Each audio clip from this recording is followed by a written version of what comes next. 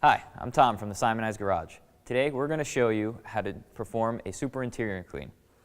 Now, super interior clean is a meticulous cleaning of all of the interior hard surfaces.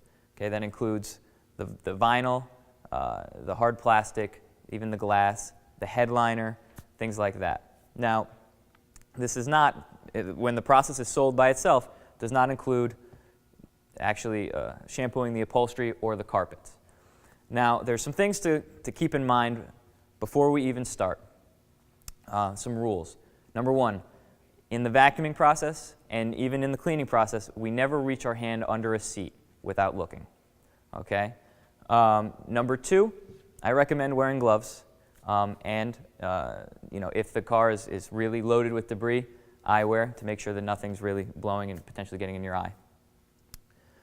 Number three, when we dress, you want to really be sure never to dress side steps, dress the pedals or the steering wheel. All right? So, if the customer comes in, first thing we do is take out any belongings. Okay? So, Will and Nico here are going to actually help me out and perform the services while I explain to you. One thing to keep in mind is in a belongings bag or a Ziploc bag or just even a paper cup, change. We're going to be cleaning the ashtray or the cup holders and even, in most cars you're going to find just loose change. We want to make sure we can give those back to the customer. Now, in an express, you're actually, most likely you have a customer waiting there. That's good because if you find, let's say, money or earrings, things like that, you can alert the customer immediately, because the one thing you never want to do is vacuum any of those things or potentially misplace them. That's why belongings bags, things like that, are very important to have everything in. So, now, much like the rest of the Simoniz processes, you're going to start front driver's side of the car. We're always going to do 60%. Now, if you have the luxury of having two people working on a car, one person will start in the rear passenger side, the other person will start in the front driver's side. Now, because of this, they're able to overlap and do basically 60% or reach as far as they can to vacuum, to blow out, so on and so forth, without bumping into each other. Now, the first process, and really in all interior processes, is going to be to vacuum the car. Okay? So, Nico's going to start in the rear passenger side. Will here is going to start in the front driver's side.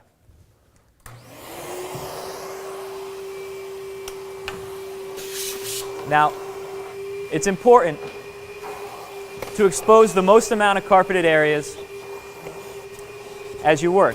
So, the front driver's side, Will here is going to vacuum. He's going to remove the mat. He's going to pull that seat as far back as possible so that he can expose the most amount of carpeted area. Okay? Then, when he's done, he's actually going to push it forward and expose the most amount of carpeted area back here. As you can see, Nico, on the other side, is actually, because this is a minivan, is flipping up, has the ability to flip up the seats to expose the most amount of carpeted area on the rear passenger side. Now, when working in tandem, the person that finishes first would usually go to the rear cargo area if it's an SUV or a minivan or something like that. Now, if it's a sedan, it's really going to be up to each of you to decide whether or not trunks are going to be included. For the most part, we would say to do so if they were in fact empty and the customer alerted you to do so. So the next step is going to be with compressed air. What's going to happen is they're going to take about 80 to 90 pounds of pressure here and blow out any of the things that have collected in some of those areas you couldn't reach with the vacuum. So if something, let's say, is underneath the seat here, Will is going to start in the front driver's side. He's going to push everything back to the floor of the rear driver's side, excuse me.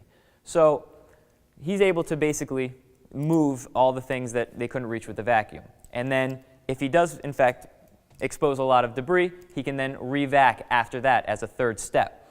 Now, the thing to remember about these are you have a lot of pressure, okay? So with things like vents and electronics, you really want to keep it back, or even potentially use your hand at a distance to deflect the air.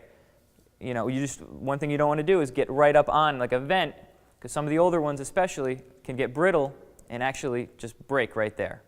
Okay? So they're going to quickly run through the same process: front driver's side, rear passenger side, all the nooks and crannies, basically blowing debris to get it to an area where it can be re-vacuumed up.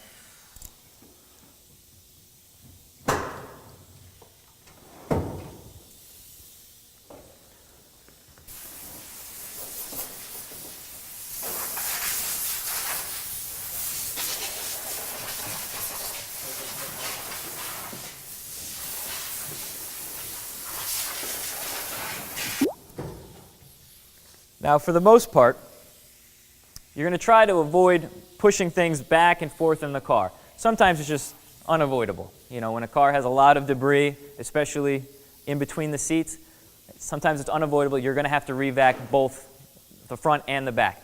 But if possible, try to just blow into one area. Therefore, let's say, you know, if you had a good amount of debris underneath the seat and you can blow that all into the rear passenger side, leave a pile. That way you can just re-vac one pile and you're done. Okay, but for right now we have a little bit extra there. So I have Will just finish that up.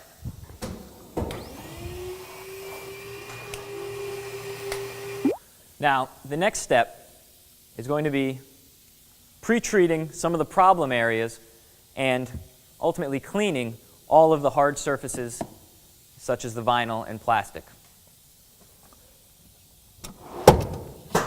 Now, when we say pre-treat, what that means is we're going to choose a product. We want it to be properly diluted, number one. Then, also, we want to make sure we take care of really the problem areas like cup holders, things like that, before we worry about the larger surfaces. So, what Will's going to do, and Nico as well, are going to use detail brushes, as well as a product. Now, there's a couple different products you can use. Really, there's a few different products you can use. These are two different types of products. All right, this is a multi-surface cleaner, safe on glass. This is really going to be a glass cleaner as well. And then there's an all-purpose cleaner degreaser.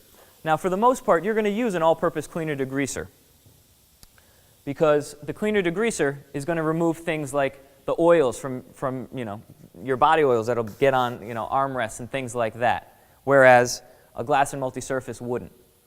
But the thing to remember is that this is a solvent cleaner. So you have to avoid things like clear plastic, which gauge clusters are.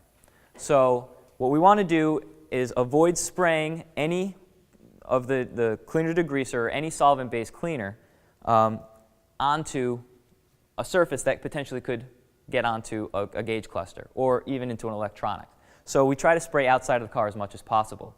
Now, he's going to use detail brushes, all right, to start off with getting into some of these, the cracks and crevices, the vents, so on and so forth. Also, he's going to use different detail brushes to get into, you know, areas such as the speakers, some of the holes if they get caked up, as I'm sure you've all seen somebody get out of a car and they use their foot, it gets caked with mud, things like that. You can actually use detail brushes to break those up, okay? Just spray a little bit of cleaner there onto the product, and you can actually just kind of smash it in there, and it'll actually loosen that up. Now, you just want to avoid using too much to harm the speaker. Now, for the most part, unless there's a stain that you have to focus on, like on an armrest, for instance, which you can use the toothbrush to actually do a little extra scrubbing, or a dual-purpose toothbrush, which has a stiffer bristle and a softer bristle. Those can also be used for those purposes. This is a parts brush, really good for getting in between seats, places like that. It's a stiff bristle. You know, it's really going to be a big fan of that, I'm sure. And more importantly, the one that you're going to use probably the most is a vent and dash brush.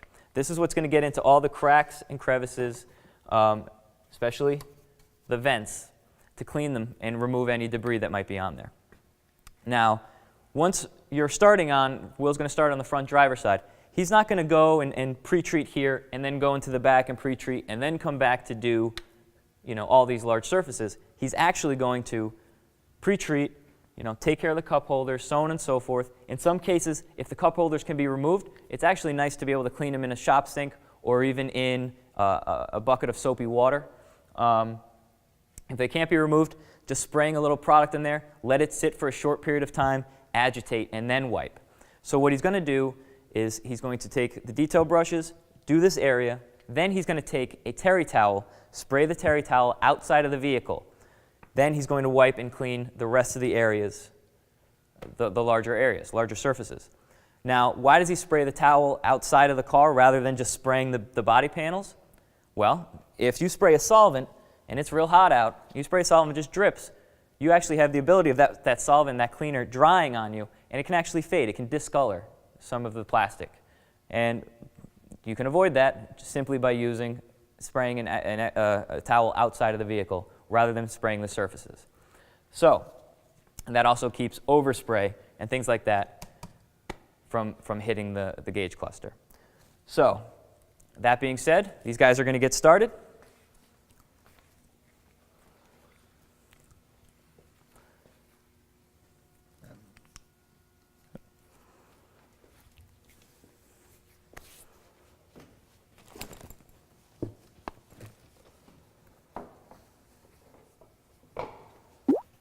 What we try to avoid at all costs are putting any detail brushes in our back pocket. Okay? If you're going to forget, you can sit down, you can end up putting a hole in a seat causing damage. So we keep the brushes separate. You can either have them in a pocket such as this. If you wear shop shirts, this is great because you can actually get in, work around the car, so on and so forth without belt buckles or anything hitting. But if not, you want to use something like a detail apron where you can keep everything just handy right there.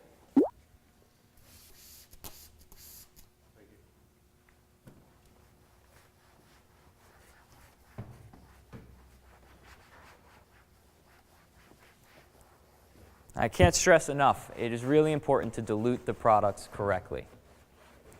If you use something too strong, you can discolor. There's a reason we formulate things the way we do. Now let's go see how Nico's making out on the passenger side. So now we're on the passenger side. So here's Nico. He's actually working with a couple different tools. He's using an actual white, the scuff pad that we talked about on the other side. And he's actually using Citrus Clean, which is also a solvent-based cleaner. It foams up, works really well at removing a lot of the same stains as the all-purpose concentrate.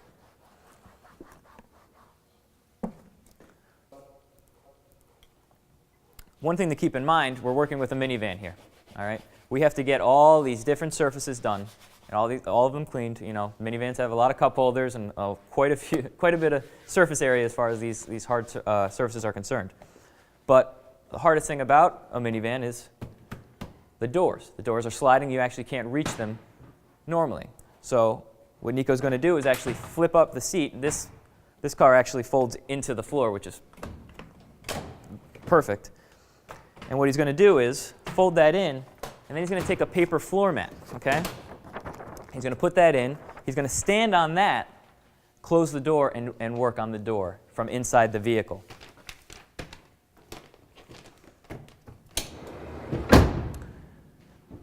Now, as he's working inside the vehicle and getting the door and continuing to work on these hard surfaces, I'll take this opportunity to talk a little bit about headliners, okay? Now, once they go and they take care of these hard surfaces, the headliners need to be touched up as well. Now, a couple things to really keep in mind. Headliners, you never want to get saturated. You never really want to get them soaking wet. Number one, water spots can form, as it's basically, headliners are a piece of fabric glued to a piece of foam, which is glued to, ultimately, a board. Then, what happens is if you use too much water, the weight itself can either pull those down and actually separate the fabric from the foam or the board. Also, that foam can actually get saturated with product, and the gravity will actually continue to wick and cause water stains. Now, Another thing to keep in mind is we never really want to use solvents as they can remove adhesive. So if we were to spray a solvent up on the product, on the headliner, you'll actually potentially remove some of that adhesive or weaken the adhesive, and it would fall. So keeping all these in mind, how do we clean them? Well, we spot clean them. Now, these are really perfect for headliners, okay? What they are carpet wipes. All right, so they clean, they get stains out, such as ink and wine and things like that, but mainly for carpets. But they're perfect for headliners because they're not saturated. All right, they're just lightly moist. So you can actually take these, and once Nico's done, I'm going to have him open up the door to demonstrate. You can actually take these and spot clean any areas onto the headliner, and it'll just get it lightly damp. You remove the stains, and you just let it dry. It's all set.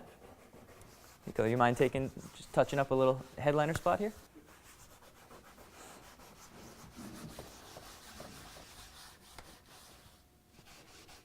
So you got a little spot over there, looks like. Yeah. Yep.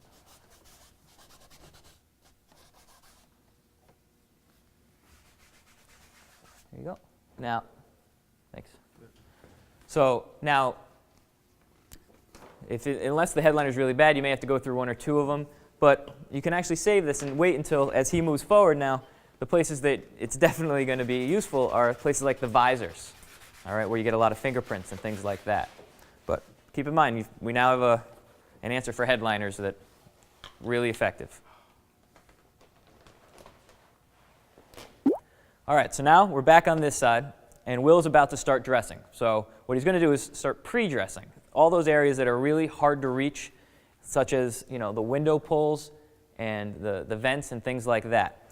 So you're going to notice as he starts, he's going to use his hand to kind of shield the product from getting anywhere he doesn't want. And just very light little sprays as he goes to actually dress the car with the vinyl dressing.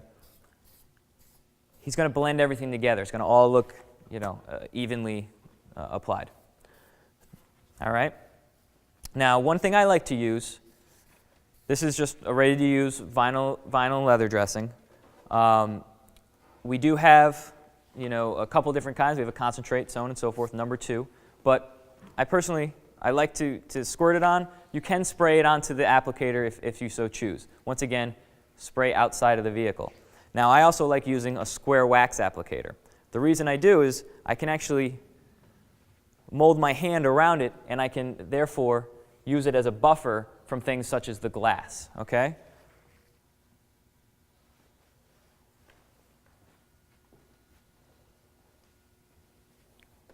As you can see if you can see, Nico's working on the passenger side, dressing in there. He's back inside the vehicle on the paper mat, making sure that he's not getting the carpet dirty.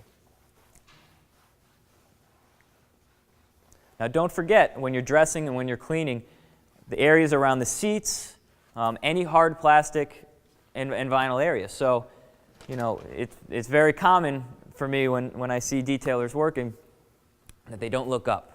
And, there's, the sunglass holders, things like that, that are mounted on the ceiling of the car. You want to make sure those get cleaned and dressed as well.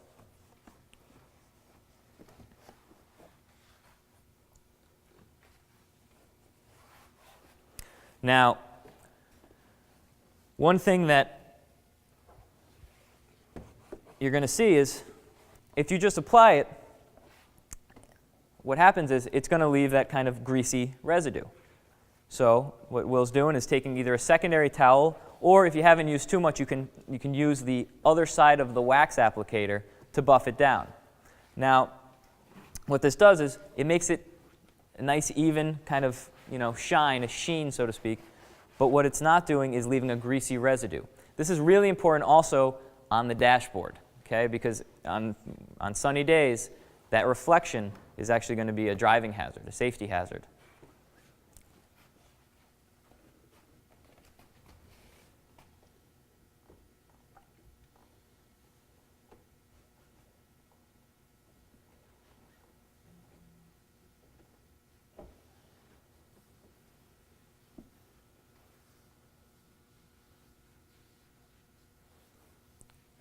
Now, as they finish up dressing, I'll tell you a little bit about the next steps. At this point, everything has been vacuumed, blown out, re-vacked, because we found a lot of debris. They cleaned all the hard surfaces and then dressed them. Now, once the dressing has been applied, been buffed down, now it's time to take care of all the glass. Now, the glass is not just the windows. It's also the mirrors, the vanities, all right? So everything inside, any piece of glass or mirror inside the actual car. Now, at this point, if you have, let's say, your car keys, which really I would recommend keeping on your detail cart or on a key rack, something like that, somewhere you can get to them. Doing the glass, this is a good time to put the key in the ignition, turn the car on, and if you have an automatic shifter, you put it to drive. Make sure that you clean that area. The last thing you want is for a customer to get in and they paid for a super interior clean, and then they go to drive away, put their car into drive, and it's all dirty and caked with debris, etc. So we want to make sure that when you actually get to the glass part, that's when you would clean that. Now, it's also important, and if we'll just stand up real fast. So right here, you know, on this car it doesn't have it, but usually you have the controls for the seat. Now, it's important, you're moving the seat back and forth, it's important to make sure that when you do clean and dress, or you make sure you get that area. You lift up those handles because the customer, when they go to get in the car for the first time, they have to maneuver their seat to get it back to where they need it. If you left that area dirty or undressed, you automatically failed to meet expectations. So now we're back and we're starting to work on the glass and the mirrors. So as you can see, Will is actually going to turn the car on. He's working on the shifter. So he's going to clean up and make sure he gets all the debris out of there. Then, while the key is on, he's actually going to put down the windows. All right? So he wants to, what we want to do is we want to make sure we get that rim. Okay? So he's going to take care of the gauge cluster, the vanity mirrors, the rear view mirror, any glass, whether if it's a navigation screen, if it's you know, just the screen for the radio. At this point, we want to make sure we get all of those surfaces. So when he comes back, he's going to hit this up. Windows will go back up, and then you can do the same glass cleaning method that we've shown in some of these other videos, which is the box method, where you just jam the towel up in each corner and then fill it in.